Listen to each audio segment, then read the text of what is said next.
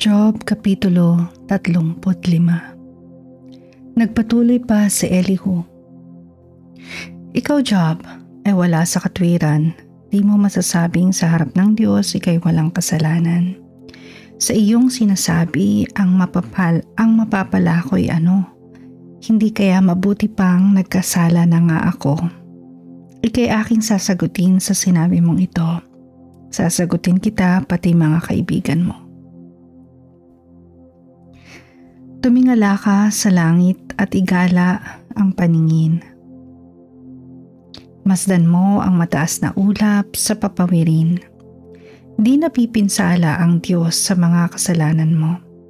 Walang magagawa sa Kanya gaano man karami ito. Wala kang naitulong sa Kanya sa iyong pagiging matuwid.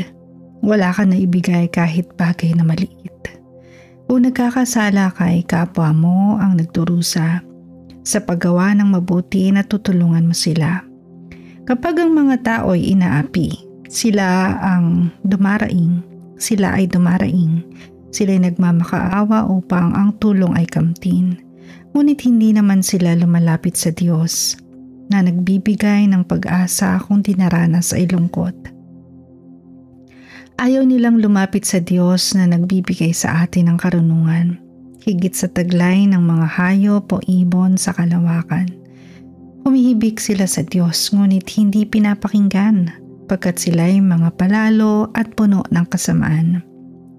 Huwag sabihing ang makapangyarihang Diyos ay di nakikinig, na di niya pinapansin ang kanilang sinapit.